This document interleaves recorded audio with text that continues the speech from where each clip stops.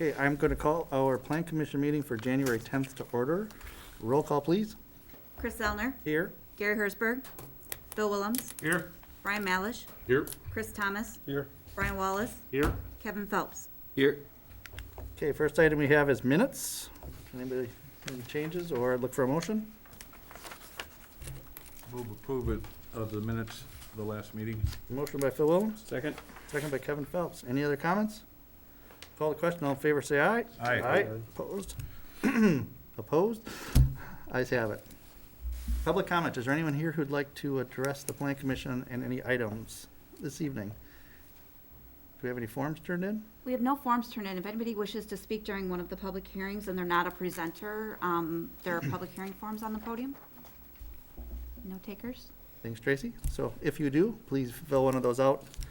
And also, if you can't hear any of us as we're speaking with our masks, please say something and we'll try to speak louder, okay? I've heard that comment a couple times. Next items, first item under new business, public hearing and discussion action on request to rezone 604 East Main Street from C2 Highway Commercial to C1 General Commercial to allow a wider range of uses within the retail space. Mr. Chairman, thank you. Very briefly, the property owner is requesting approval of the rezone. The property is shown on the screen behind you, located along Main Street, on the south side of Main Street, on the east side of the village. The request is to rezone the property from C2 to C1. If approved, the change would allow a wider range of commercial uses than are currently allowed under the C2 district. The request is consistent with the Waunakee Westport Comprehensive Plan, which designates the area as under the commercial use category, and as noted in the plan, uses within the commercial areas should be permitted in the village's C1 and C2 district. The existing lot and building meet the area and height requirements for the C1 zone, and staff is recommending approval of the rezoning. Okay, so our approval is to move it to the village board, is that correct? Correct. As noted in the thing. Comments from plan commissioners? Or questions, if you have any? I guess my question is, why was it C2 in the first place? You know? So, that's a good question. That predates me, but what I can tell you is Thank you. the, Hold on, Tim. yep, I forgot to open the public hearing. So we have to open our public hearing first. So I'm going to open our public hearing. Thanks, Brian. At 5:35. Anybody who would like to speak? All right, seeing none, we'll close our public hearing. Now, Tim, to Kevin's question. okay. Commissioner Phelps, so the answer is, number one, I don't know how long this has been zoned C2, but if you look at the intent for the district, and I think some of that language is included in the packet, the original intent was for more auto-oriented uses along that state highway. However, I believe over time, uses in the vacant tenant spaces have filled up in that lot that are more consistent with the C1 zoning. And in the last few months, I've had requests from the owner, hey, can I do this or that in there? And I say, well, that's not allowed under current zoning. And so I think what the rezoning would allow is those uses that are currently there to be more consistent with that C1 designation, as well as allow the owner the ability to fill up those remaining vacant tenant spaces. But in terms of the C2, I mean, it makes sense that at a point in time, the intent would be for more auto-oriented type of uses in this location. However, that has not borne out over time. So I think this is a reasonable request, and as I mentioned, it is consistent with the village's comprehensive plan. Others? Is it just that boxed area that we're talking about, or is it the entire building? That's just, I believe that's the remaining tenant space, but it's the entire lot. And Tracy, I'm not sure if you have we have a map there that shows that lot. The but 604 is the whole building. It's the whole building Yeah. and associated parking. Yeah. And are there any concerns with parking for C1 versus C2? Like, No. Would it still suffice for either one? Yeah. Ryan, any good legal reasons why we wouldn't want to do this? No, I think that the staff recommendation is on point. I think it makes sense. Okay, I think the rest of the area fits into the C1 category almost already, so I would make a motion that we approve the request to rezone the property at 604 East Main from C2 to the C1 designation. okay, motion by Phil Williams, Second. And just to be clear, that's a recommendation to the village board. Recommendation to the village, Rich, motion to recommend, yes. okay, so motion by Phil Williams, second by Brian Wallace. Any other comments? Call the question, all in favor say aye. Aye. Aye, opposed, ayes have it. Okay, next we have a public hearing and discussion action on a request for conditional use permit by Milhouse Inn, excuse me, 100 Baker Street to allow 6 hotel rooms on the upper floor and retain commercial on the lower floor. Item for final action of Plan Commission. So very briefly, the relatively new owners of the property are making this request. They're requesting approval of a CUP that would allow the upper floor of the existing building to be converted to 6 hotel rooms. The site is zoned C1D or C1 downtown, which is the trigger for that type of use requiring a CUP. Notes in the submitted plan set reference applicable building codes in which an automatic sprinkler protection system would not be required with this type of use. We've received a couple of comments, I've forwarded them on to Chair Zellner, from Bill Fulton as well as Dave Kopp, the village's fire chief, about concerns of this use due to the construction and age of the building.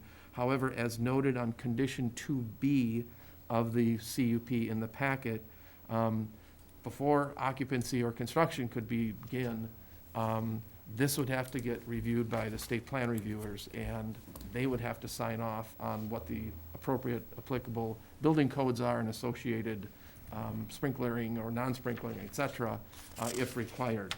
So that would be a condition that is included. One of the things I just wanted to point out, and this is maybe for the public as well, some of the commenters that were submitted made comments about the lack of egress points as well as an alarm system. I'm not sure if anyone from the applicant side is here this evening, but they have indicated that those actually would be installed, appropriate egress, number of egress points, as well as an alarm system to meet the building code. So I believe, again, those commenters said those things were not planned, and they actually are planned to be installed in the building. So staff is recommending conditional approval of the request as stated in the CUP document in the packet. Okay, thanks, Tim. So I'm going to open up our public hearing for this item at 5:40. Is there anybody who would like to address the Plan Commission on this item? Any papers? No? Tracy, any papers? Anybody would like to address us? Anybody want to speak? Say hi. We're all good. We're all good. All right. All right, then I'm going to close our public hearing at, we'll just say 5:41. And I'll open it up to questions, comments from our commission members. Welcome, Gary, by the way. Chief. This side over here, comments, questions? Brian? I actually don't, well, were the comments that came in after the fact, I don't know if we got those, did everybody get those, or? No, one of them we got very recently, the No. other one we got, I believe, over the weekend. Okay. You mind maybe circling back to me? I'll circle back. Go ahead, Gary. I mean, I share the concerns with the fire department, chief cop. I get concerned that there's not a sprinkler system in the upstairs of that facility, especially if you have people staying there overnight. So, I'm concerned about that. I'm not sure if that's cost prohibitive to do that. But I have a pretty strong concern about that from the chief, Mr. Fulton. We do have someone with the applicant here this evening that may be available for questions on the project. Yeah, absolutely. You want me to go up Do you there and wanna stand, answer or that? I can just address it here? Well, as far as, so Brad Corning from Sketchers Architecture, here with Brett Bauer and David Jacobson, who are the owners of the property. So we're happy to answer any questions you have. With regard to the fire suppression system, because it's an existing building and under the existing building code, the international existing building code, due to the the number of occupants, so 30 or less, there is a requirement for a sprinkler system for an R1, which would be hotel or transient use. Because we're not modifying more than 50% of the building, so we're limiting that to, I think it's about approximately 32% or 30% of the building with the renovations that we're planning. That upstairs was, prior to them purchasing the building, was going to be turned into a residence. So it does have a lot of the plumbing already installed, and the bedrooms are pretty much laid out with the exception of maybe two that they would be adding for the hotel concept. And so again, like Tim mentioned, you know, as we go through the plan review process, it will be reviewed for those existing building codes. I will say that even under the International Building Code, for a new construction, the requirement for a manual fire alarm and smoke is required, and that will be installed as an additional measure of fire safety. As well as, I'll address the other comment about there are two exits currently in the building. We would be maintaining those, as well as providing at the top of those stairs a little bit larger area, kind of a common area, for any better maneuverability or access, again, to the stairs. I know that EMS had a concern a little bit about if they had to get someone out of there to maneuver down those stairs. So we are trying to provide as much safety as we can without maybe going full sprinklers system. The existing water line's a 1-inch water line, so you'd have to, you know, new utilities all the way from the street, 6-inch most likely, and then a pump and associated equipment. So it does become very costly, but we do share the concerns, you know, of the fire chief as well. Brian Wallace, I'll go to you. Any questions? No, I'm gonna defer to the experts on what the requirements are gonna be from a code perspective. I think, you know, having the project there, one of the questions that came up last time when you came in from just a consult was about elevators and stuff. I don't know if I didn't see that in the plan or any discussion on that. Was not required, or? Yeah, elevators aren't required, again, because of the occupancy and actually the square footage that's allowed up in that second floor. So we're at about 2,700 square feet. Even in the current IBC for a new building, anything under 3,000 square foot would not require an elevator for accessibility access. So at this time, one is not proposed. That makes sense, Tim, or? We would defer to the state plan review to meet those requirements. That's part of it. I don't have any other questions. Yeah. Specifically called out. Yeah, and that's called out, again, Brian just pointed out, that's specifically called out in one of the conditions of approval, so. Okay. Kevin? No, I'm good. I mean, if the codes and the life safety issues are dealt with, I'm all good with it. Okay. Phil? I don't have any issues. I'm just kind of puzzled over the restrooms here. We have two rooms that don't have restrooms. One of them is right next to one that opens into the hallway, and another one, there's another restroom way down the hallway by all the rooms that have restrooms. Is that just because of the way the plumbing's already there? It is, in concept, you know, because if it's only 6 rooms, I think the idea was that, you know, these rooms would probably be rented by a group, and so there are 2 rooms that would share a common bathroom, essentially. And then we're trying to get all the other rooms, I think, are pretty much plumbed for restroom, or it was original kitchen design, which would be turned into a restroom. Anything else, Phil? No? Anything else? Chris Thomas? I don't have any questions right now. Brian? I got through almost everybody. Yeah, no, appreciate that. I don't really love the lack of sprinklers in the building, to be honest. But I don't know where we are as even being able to, I don't know, do anything about that. I mean, it does feel like it's kind of a state code issue, and I don't know that we step in and, I don't know, push our wants ahead of sort of what the state says you do or don't have to do. So it's kind of why I'm struggling with biting my tongue, but at the same time, maybe a little bit of a concern, just it's an old tinder box with, with no sprinklers in it. I don't personally love it, so.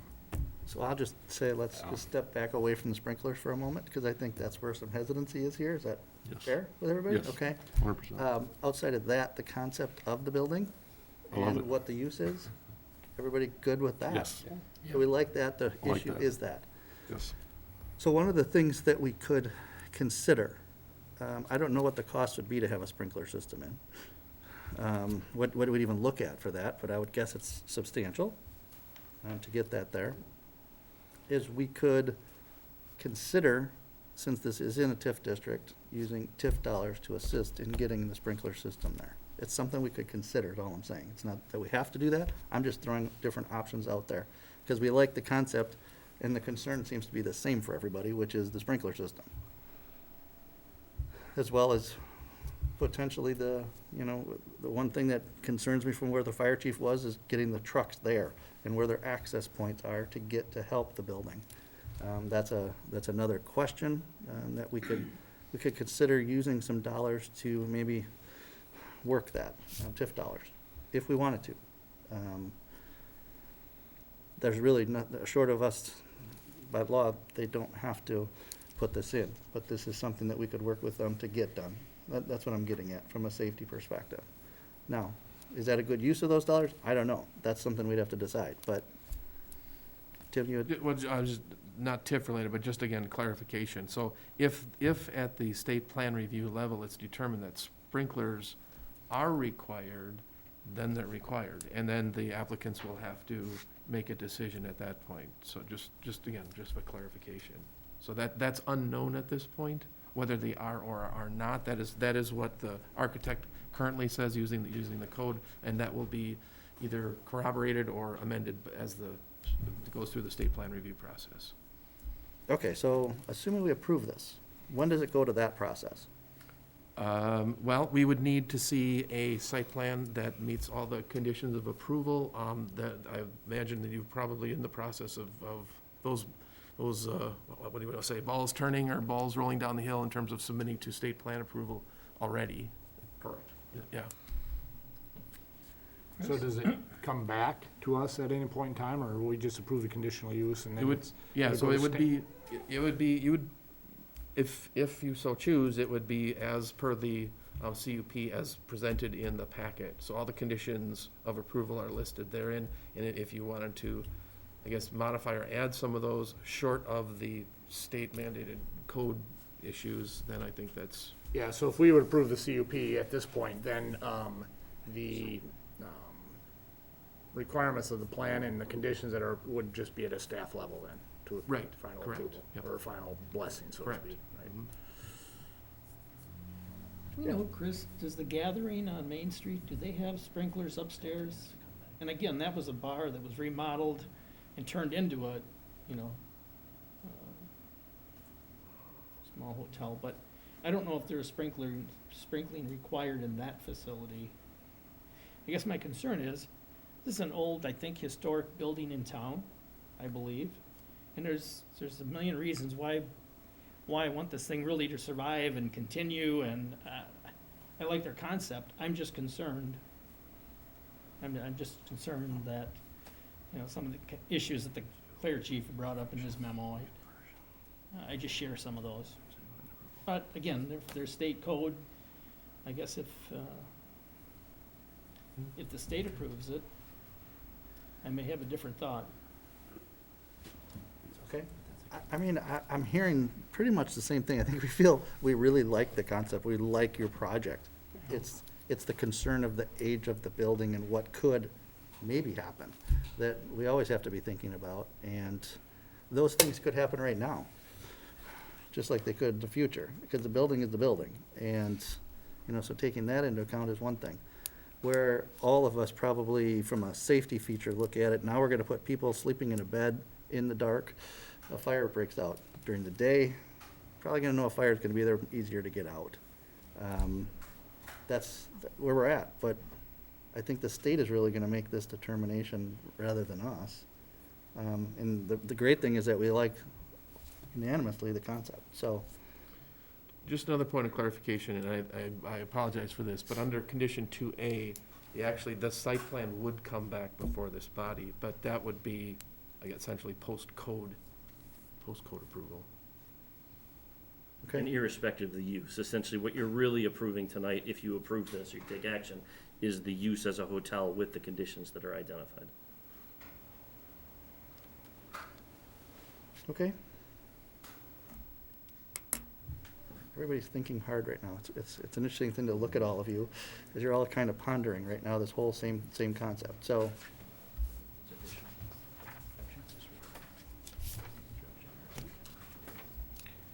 At the end of the day, I mean, I guess it's kind of the state's lever from an Correct. approval standpoint, so do you want to make a motion then? I can slow roll into that, yeah. So, yeah, I guess I'll make the motion to approve the conditional use, for 100 Baker Street, as recommended by staff. Okay, motion by Brian Malich. Second? Anyone? Second. Second by Phil Willems. And I'm not gonna say anything. I'm just gonna let any other comments? Yeah, do Brian? we have to add anything in about, about the conditions and making sure that they're approved with staff level? As Well, part of- again, so the motion as it's been made would actually approve the written conditional use permit that's in there. The conditions are already, unless you want to change any of the conditions are a component of that document, so they're already incorporated. Essentially then, it sounds to me, that, this is going to have to come back to you for site plan approval.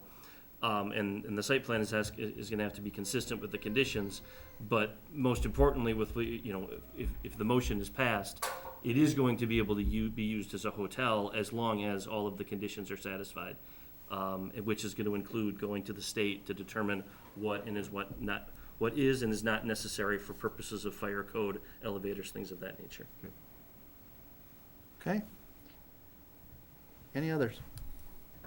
Okay, I'm gonna call the question. All in favor, say aye. Aye. Opposed? Aye.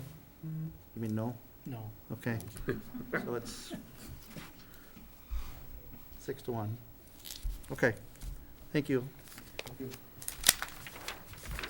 All right, next item under new business is public hearing. Public hearing, all these things. Public hearing, discussion, action on a request for conditional use permit by Division Investors LLC for Anavino and Noodles and Company, 2800 Sarah Lane, to allow outdoor seating and service. This is an item for recommendation to the Joint Plan Commission. Go ahead, Jim. All right, thank you, Mr. Chair. Jeff Kramer, on behalf of Division Investors, is here, as is home away from home, it seems, lately. Division Investors is seeking approval of a conditional use permit. In this case, this would actually be two conditional use permits, although the CUPs are in the same building on the same lot. A separate CUP would be issued for each of them, one for Enovino, which is looking looking for approval of the outdoor area. That would include alcohol service. That liquor license would have to be approved as well. Noodles and Company, just a little bit to the south of the same, or south of the Enovino tenant, would also have an outdoor area. That would not include alcohol service. The outdoor area for Noodles and Company would allow a maximum capacity of 30 people, whereas the outdoor area for Enovino would be up to 60 patrons. One of the main issues here really had to do, and Tracy, if you can go to that parking slide, has to do with parking. So staff did an evaluation of parking. This area, which consists of 3 lots, is subject to a shared parking agreement.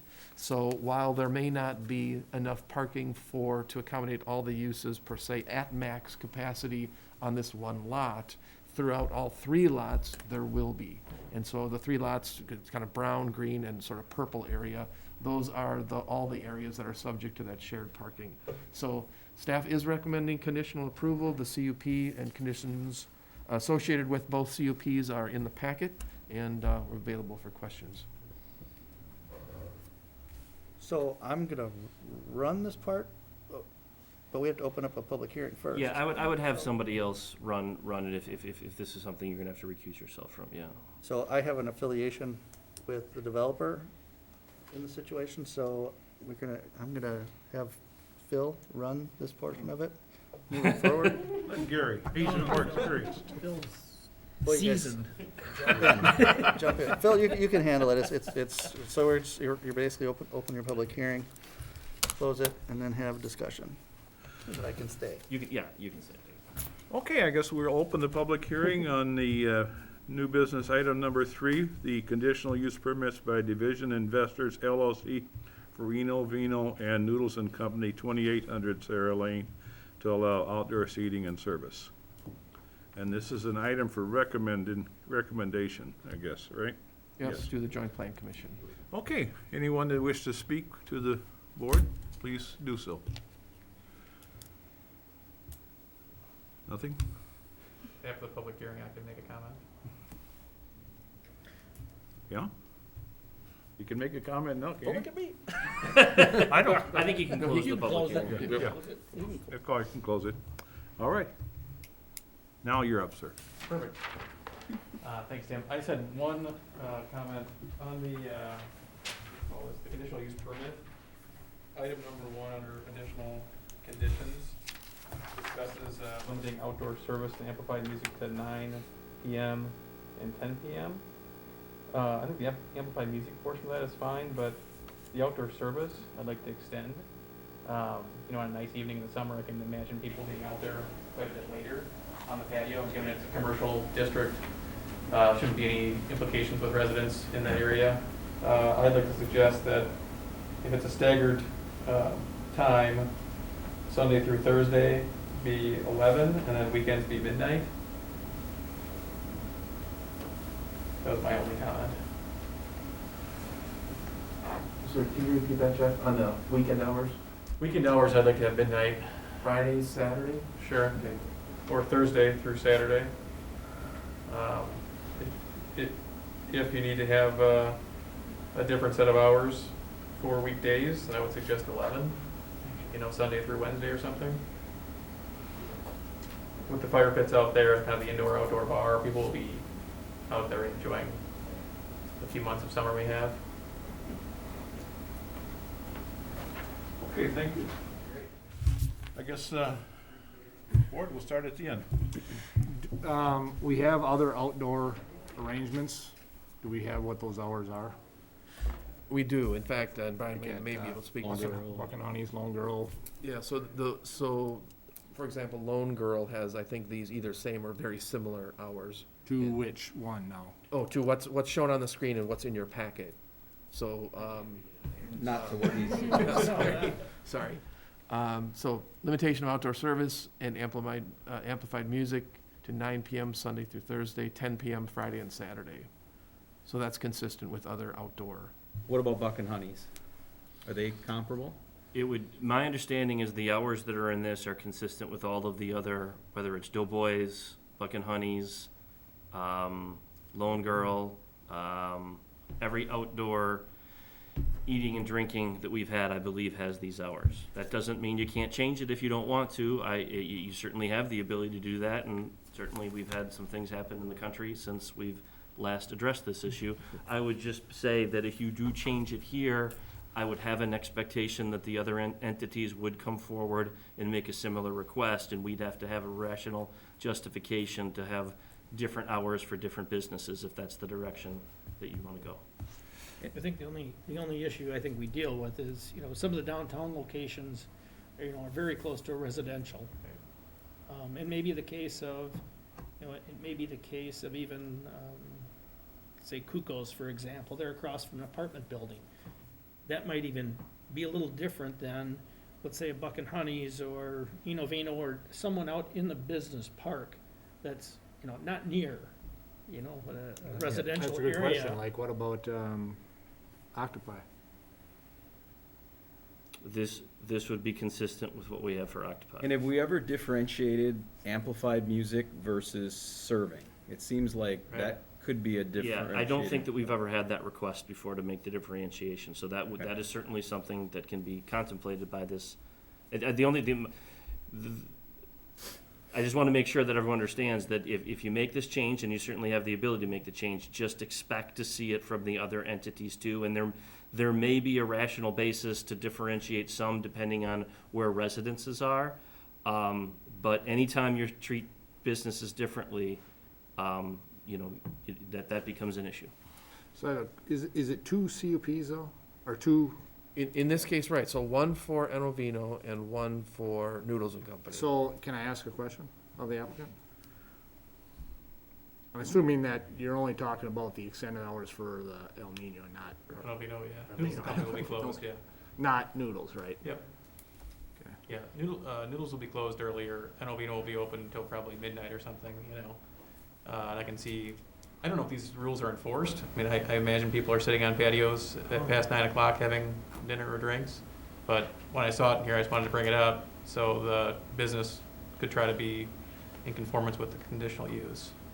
I'd almost feel more comfortable approving what's in the packet tonight, because I wouldn't want to do this without input from the police, because they're the ones that have to monitor this, because I know they've had noise complaints at certain outdoor places in town, and, because they're closer to residents. And so I think this is maybe a bigger issue that we need to take up, instead of trying to make an exception here and then having to deal with all the other ones that come at us. I'd rather keep this consistent and then maybe make, look at it from a bigger picture. And maybe we need to make some adjustments for serving hours. Because I would agree, in this location, I think it's a great idea. But I think it needs to be, village-wide maybe. The only thing I worry about is, there's a bunch of apartments going in as close to this as the residents are to Lone Girl, you know what I mean? So I think if you start to pick and choose who gets different hours in this small little village, you're gonna have lots of people having an issue with it. So I agree with you that I think we need to address it, especially the amplified music. I don't know why we don't differentiate the two. To me, it seems like you could serve later than you could have loud music. That seems to make sense. The neighbors would be okay with it. So that's something I think we should consider. Kind of spot on, yeah, I don't know the best sort of path forward, if it's sort of as Gary said, leave this as is for now, but, maybe something that we can kind of come back to, and I absolutely like the idea of separating the service from the amplified, and then after that, I don't know, amplified, is it a radius to residential or something, that can be a little bit more uniformly applied, moving forward, rather than just onesie-twosies. Yeah, from a noise perspective, Highway Q will be louder than the patio, obviously, with the 4-lane road there. But I understand the comment about trying to be consistent, and I don't know how, like I said, this stuff is enforced within the village, but when I saw those hours, that'll probably be a problem, given that people will be sitting out there later. I agree with the comments of potentially parsing out service from amplified music. I guess I don't know, what does amplified music mean? Is that just speakers, or is it live music? What exactly is amplified music? Where it's come out is both, is both of those issues. And we do have noise ordinances in place that talk about, depending on the district that you're in, and are you adjacent, whether you're in a residential district or are you adjacent to a residential district, there are certain rules that apply at the property line. And this is certainly something that, if you want, what Gary said is something that you could do. You could approve this tonight as it's written. It is something that the village board could take up, the two issues or multiple issues related to this. One, a distinction between the service and the amplified music. Another, an issue regarding, who has these and where are they located, and do we want to differentiate between a business that is on Highway Q versus a business that is downtown? I do know that the police, it's something that is enforced based on a complaint basis. And I do know that the police chief in the past has been involved in the process, and to the extent that there has been complaints on other businesses, has had to respond to those complaints. So there is the ability to take a closer look at this issue, and I guess if your ultimate goal is, You want to treat everyone as consistently as possible, which potentially means then breaking out outdoor service from amplified music and setting up different hours from that. It may be the best approach to do, to approve this tonight with the understanding that you may take another look at it, and then have the village board try to weigh in based on comments from staff and the police department and things of that nature. You know, I think COVID's not going away anytime soon. I think the outdoor seating is something we're just gonna have going forward, and I think it's great. Everyone seems to enjoy it. The restaurants has figured out how to do it. So I think we've got 3 months here, guys. I mean, it's, January, February, March, before anybody's gonna be sitting outside much. So it gives us some time to maybe deal it on a larger scale. So, Okay, and from my standpoint, now granted, I'm not out after 10 o'clock at night anyway. It doesn't matter. But I have, on a rare occasion, been like at Bacon, Bourbon, and Cigars, which ran on in the evening afterwards. And yes, there was service outside. Music was cut off. Most of our approvals in the downtown area were not complaint-driven, but they were driven by the public and the people living in the area, what they wanted and what we wanted to recognize, to my knowledge, and remembrance.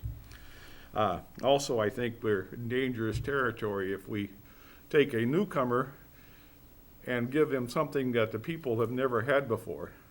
I think we're gonna have to start from square one, like everybody has said, and go with it from there, and do with what's on here now, and maybe for everybody to address it. And from my standpoint, I think the chance of that changing are pretty weak.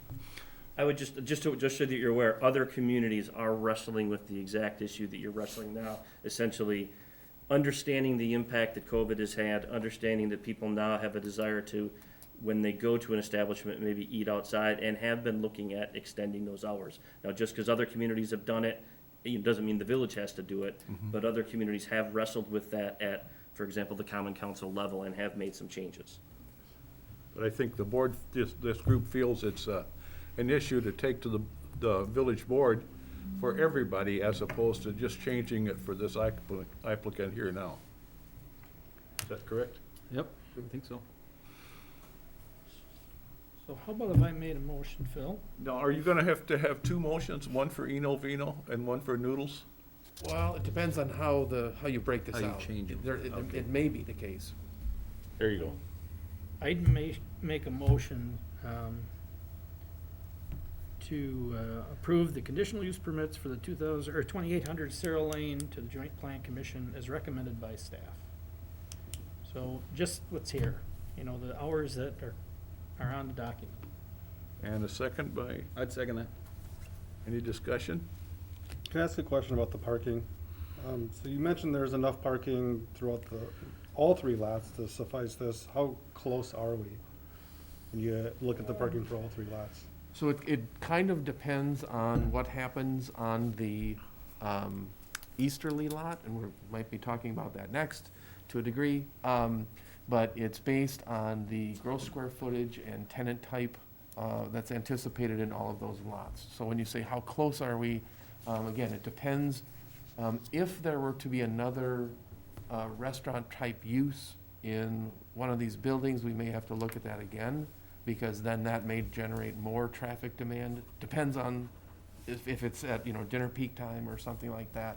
But right now, there's enough based on even the addition of these, if they were at maximum capacity, based on our parking standards.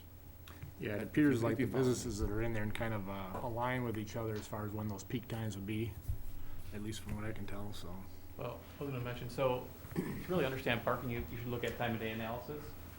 So like the 38 stalls on lot 2, that Sherwin-Williams, they'll have 4 to 6 cars there a day or an hour, that kind of thing. They're not open in the evening, so that all those 38 stalls are available. And then, like Sport Clips is gonna be in our building, the L-shaped building, and Shopko Optical, they'll be busy during the day, they're not open at night. Noodles and Company will do probably lunch and dinner, maybe similar. So it'll be, and Albino and Noodles, it'll be busy in the evening, kind of at the same time. NOV won't be open for lunch most of the time. So you really have to look at it from a time of day standpoint. And we don't want to underpark it. Obviously, there's street parking as well, but even if we had another restaurant in the first building, I think we're completely fine given the time of day that people are using that lot.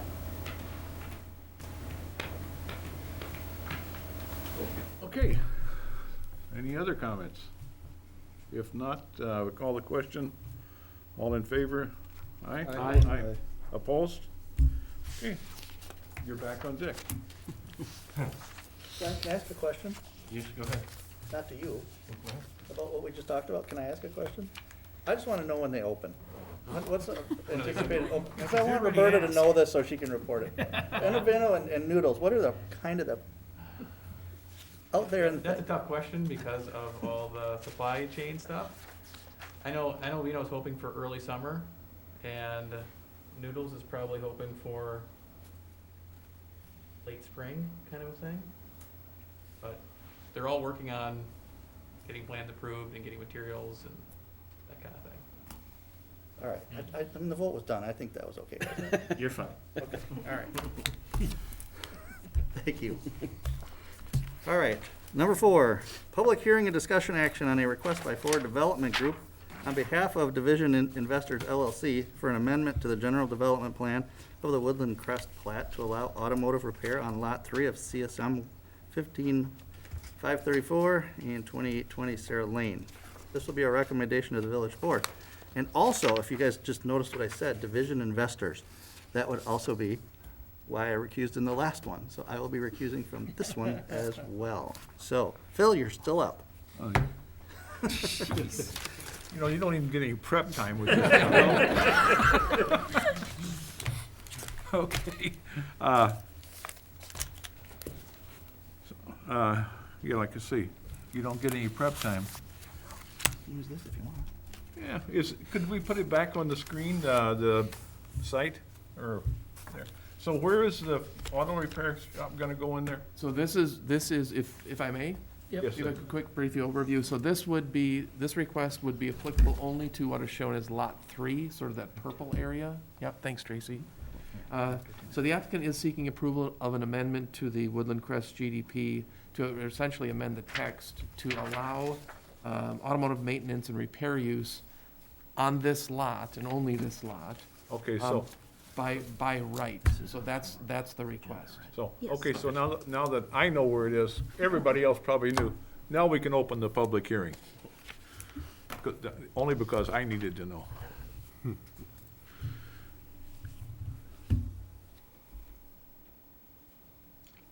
We can close the public hearing? Okay, now, I guess you might be there you go. I'm C.B. Rich. I'm here on behalf of Christian Brothers Automotive. And I just kind of wanted to give a brief overview of kind of our company and our business model to kind of give a feel of what we're about. We first opened in 1982. Today we have over 240 stores and pride ourselves on never having closed down a store. Our shops are owner-operated, meaning that the franchisee that is picked to own the store will be local to the area and will be in the shop day to day to make sure that all standards are maintained. The other thing about this being franchise owned and operated is that they're in the community and are encouraged to take active roles through sponsorships, donations, giving back. We've got some national service days we do as a company that we encourage all franchisees to participate in, to really make it rooted in the community. And then should this this use be approved, we would move forward with the development with our corporate office, would own and run construction on the project, and then the franchisee would be selected and they would own and operate and maintain moving forward. Why we chose to look at this site and this location is our business model is to integrate ourselves into a community. We like this location for a couple of reasons. One, we like the proximity to existing and proposed residential. Our target customer is typically located within a 2 to 5 mile radius of our shop, and we aim to be a convenient neighborly service provider, so something that is, you know, you come in from your home, it's part of your community, you get to know the people that work there. We strive on having repeat business and building relationships with our customers. The other thing that we really like about this location is that it's up and coming and new growth, both residential and commercial. We strive to make our buildings look kind of different than a typical auto repair shop. We want it to fit in. We want to be in mixed use areas. For us, we enjoy having a building that doesn't look like an auto shop, and it just blends in. And then we like being part of the shopping center to make it convenient for our customers. The experience is you can drop your car off, go run and get something to eat, go run an errand, go to the grocery store that's coming. Things like that are important to us for a customer service standpoint. And then I think, you know, also for us, we want to be an asset to the community. There's a Christian Brothers location in Sun Prairie. If y'all are familiar with that location, we currently have over 680 reviews on Google with a 5-star rating. So we try really hard to be a good neighborly is our kind of motto. Couple things about our operations. We are open 7 a.m. to 6 p.m. We are open on Saturdays for our first 180 days that we're open, and then we are no longer open on the weekends. That's just to kind of get the business up and rolling. The idea behind that is that we can recruit better talent by offering better hours for employees, but also kind of losing the stigma of that you've got to go waste your whole Saturday dealing with your car. So our location is ideal for that, so people can do other things while they're getting the car done. And then also we do have a shuttle service for if anyone needs to be dropped off and picked up from work or from their home, however they need to get through their day. A couple other things is that we do not perform any body work, painting, or tire recapping, and we don't store any materials outdoors. Most of our vehicles are in and out within a day, and those that are not are stored interior to the bays unless there's an issue with a customer being able to pick up their vehicle and it may need to stay overnight for them to get it in the morning. Couple other things is for our environmental concerns, we clean our shop floor with a Zamboni style cleaner that helps get all of the fuel and residue off and not go through any sort of drainage systems to protect any sort of releases. The other thing is all of our fuel and fluids are stored in double walled containers to prevent any sort of leaks or releases. And we work with a third-party recycling company to recycle all of those fuels so none of that gets put back into the city system.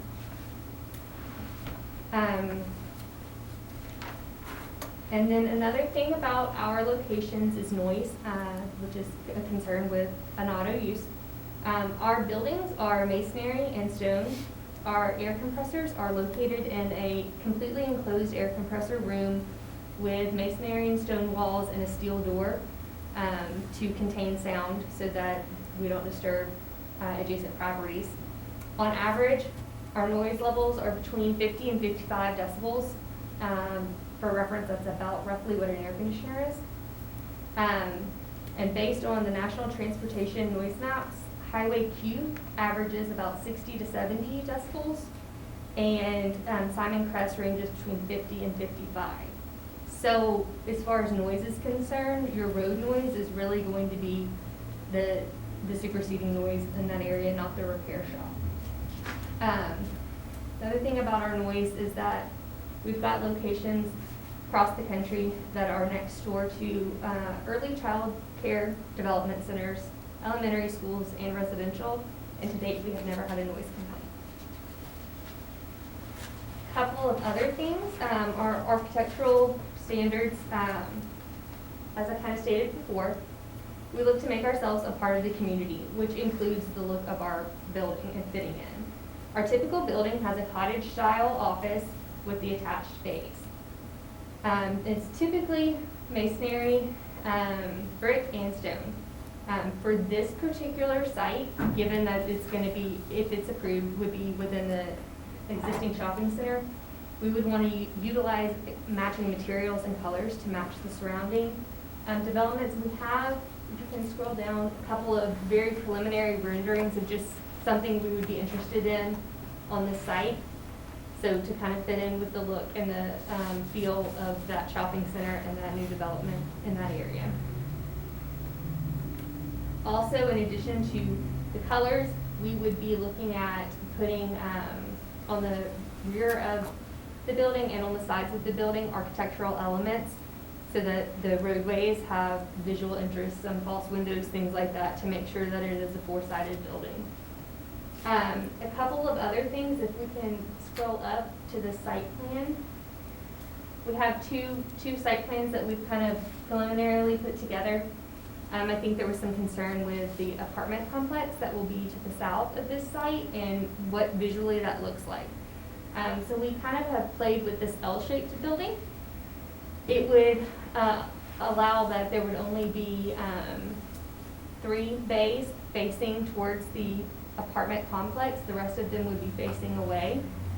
And that would help visually with what would be seen from any balconies or anything that's proposed from that side of the building. And then back to the parking that was discussed in the last one. Our site plan utilizes, we have 2 options right now. One is about 47 spots and one's, I think, 53. But with our use and our hours of operation, we really help out the shopping center as a whole as far as parking is concerned, because our peak times, we're looking at 15 to 20 vehicles a day, and most of those are in and out in one day, and they're gone in the evenings and they're gone on the weekends for, Sherwin-Williams. Yeah, I know they don't have a lot of cars, but they're gonna be busier on the weekends with people coming in, and you've got the restaurants and things like that that we're already done by the time they get busy. So I think overall, the development is a good fit. We would love to be in this area and serve the community. I'll open it up to any questions. Let's start down here. Actually, don't think I have any questions. Nothing's jumping out to me. It's probably a question for you guys, but what's the difference between an amendment to this GDP versus just having a conditional use permit for this particular lot? So as requested, if approved as the applicant would like, this would be permitted by right, and a lot of the things associated with hours and noise and things would be much less enforceable. I mean, obviously, we have noise and lighting standards and things like that. However, if done as a CUP, that 2 things, that would be treated more consistently with the way these uses are in our other zoning, commercial industrial zoning districts, but also it would give some greater degree of oversight to a use like this versus essentially, here it is it consistent generally with a GDP? Without it being a CUP, there's not a lot of parameters that could be placed on a use such as this. And as noted, let me just stop there and say, does that answer your question? It does. I guess that'd be a follow-up to them then is, would you still consider this with a conditional use permit instead of an amendment to the GDP? Yes, we worded it by right, just not to avoid any regulations. It was just so it would be one approval. But if it needs to be done another way so that it gets all of y'all's requirements in, we're totally fine with that. Gary? I travel to Columbus a lot, where I'm from, and I go by Sun Prairie, and I've always looked at, it took me a while to figure out what the building was, but Christensen Brothers, it took me a while because it was such a nice looking building. I thought, gosh, we need that in Waunakee. And then I figured out it was an auto place. And even I went there today. Matter of fact, drove by it. I stopped to Pick and Save, and I drove by and I thought, there are never really cars parked out in the lot here. The place is spotless. It's attractive. That must be a good operator who runs this. So, I don't know. You have a great business from all I see. Mr. Phelps? I agree with Gary. It seems like a good fit. It's pretty. It looks like everything that should look like in Waunakee. I'm not sure what the need is. That's a whole nother, I guess the market would determine that. I hope Highway Q doesn't fall under amplified music, because it's probably louder than all of our bands at night, so we'd have to shut the road down at night, but not worried about the noise, not worried about the view from the other residents. I think it's a good thing. Thank you. Next.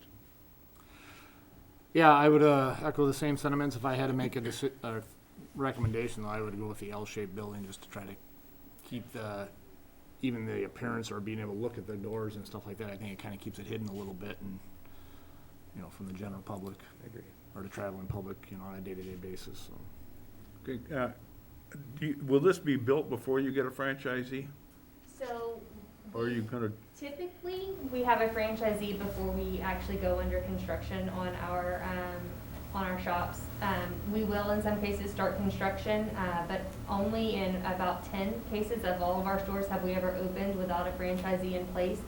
And in that instance, we had someone from our home office come and run it until the franchisee got on board, but that was within a couple of months. so is, say you get a franchisee that doesn't like the building plan you got there, we're gonna have to chat with them. No. You're gonna force him to join the team with the building plan that you They- yeah. recommend? They will be presented what we're doing on this site, and they can make the choice on whether they want to be involved. Kinda like that company with the blue roofs. Golfers. Okay. You don't get an option. Now, have we previously turned down some people in the area for auto repair franchises in that area because it didn't fit in? Well, you want to answer this? I know, I was gonna say, currently that use, at least within this plat, this area, is not a permitted use by right or conditional use.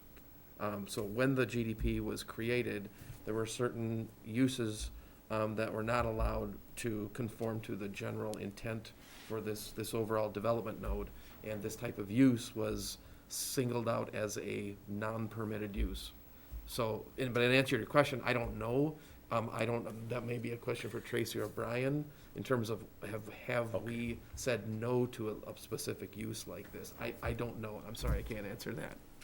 Well, I would say we technically did say no to this use because we didn't allow it as a permitted or conditional use. Now, that doesn't mean you can't change this now, although the staff's recommendation is if you're gonna recommend an amendment to the GDP, definitely do it as a conditional use.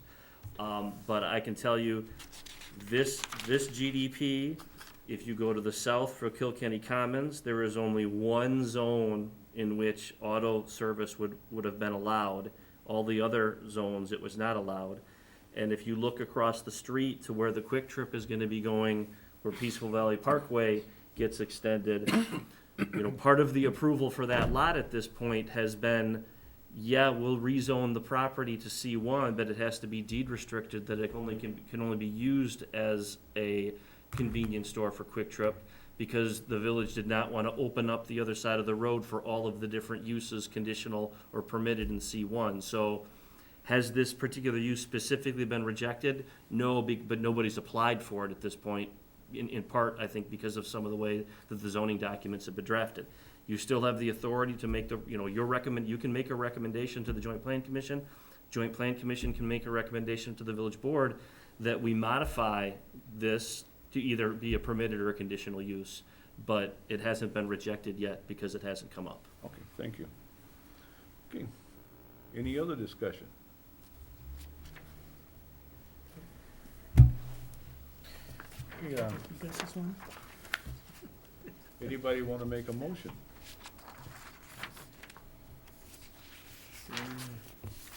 I would make a motion to recommend the village board for this request. It should be, either the petition be granted as requested, modified. That's what the motion says here. Gary, which one, are you seeking to amend the GDP to allow it as a conditional use or a permitted use? If you're looking to essentially approve this, I think the motion is either motion to recommend to the village board that the GDP be amended to allow auto service as, and then this is gonna be up to you, either a permitted use or conditional use for this lot. Conditional use is what the staff is recommending, correct? Correct. Correct. So Tracy, do you have that motion? I do. You would. what is the motion? You read that? Recommendation to the village board for this request for the GDP amendment to allow auto service as a conditional use for this lot. I'll second that. Is this where we have discussion? Motion made and seconded. Any other discussion? Yeah, didn't we talk a little bit though about making it a conditional use permit? So what's gonna happen is if this is your motion, it's approved, then it's gonna go to joint plan commission, go to the village board. If the village board approves this, then the applicant would need to come back with two things that are gonna come through this body. One is going to be a conditional use permit application to allow the use to move forward, where we could, I saw a lot of nodding when the applicant was making a presentation about all of the different things that they do to make the service look nice and to control the noise. All of that could technically be built into the CUP when it gets approved. The other thing that's gonna have to come back is there's gonna have to be a specific implementation plan for this lot as part of the GDP process. So if you approve this motion and the village board ultimately approves it, those are the two things that would still come back before this So the body. motion right now is an amendment to the GDP, Correct, but it would still come back then as a CUP yes. at a later date. Nope. Okay. And, Go ahead. no, finish it, go ahead. Well, Kevin mentioned it, I mean, it's, how many can I ask a question to the applicant? You mentioned how many stores nationally? Over 240. Every state or not every state? About 30 states, there may be 32 now, but at least 30. And you've never had one fail? No. Okay. So, because we just approved, and it's almost done, another repair facility, they're moving out of a spot that has bays for a repair facility. We have Village Mobile right across the road here, and there's probably others I'm not even thinking of. But it's not up to us to decide the market, right? So, okay. That would be my one concern is, are we saturating the market and then is something gonna end up empty? Yep. From a timing standpoint, as we get talking about, coming back to this committee and going to village board, what is our timing on this? And I don't know what the applicant's, idea is as far as starting a project, or are we talking 2 months to get this through everybody? Well, so this would go to the joint planning commission tomorrow night. I think, Tracy, you said this would be on, the February amendment to the GDP would be on the village board agenda for February 7th. And then theoretically, the pace moving forward at that point would be up to the applicant and how quickly they want to file their new applications. Okay. Can I ask a question? So if we were to get approved here and we turned around with the CUP, get approved through the next 2 meetings, and we turned around with the CUP application, could we come back in next month with that? Or would it take longer than that? The earliest would be March, right? Yeah. And theoretically, you could have your conditional use permit application and your SIP application both come to Concurrent. this body in March, Okay. if you have all your materials prepared. Okay, good. Anything else? Okay, the motion's made and seconded. All in favor, aye. Aye. Opposed? Aye. No, I'm opposed. I'm sorry, say it, I'm the one opposed. okay. Now you're up again, sir. Waunakee Westport Joint Plan, anything we need to discuss? No, let's see. Tracy, maybe you can help me with the agenda. So this, There's this, only one this- item that we haven't discussed. Thanks, guys. Yep, this item, the previous CUPs, right, for Enovito noodles, and then there was an initial consult regarding potential change in the comp plan for lands on the east side of 113 in the town of Westport. So those three items will go before Plan Commission tomorrow night. All right. And then one more motion. Motion to adjourn. Second. Motion been made and seconded. Any other comments you'd like to make tonight? All in favor, say aye. Aye. Thanks, everyone.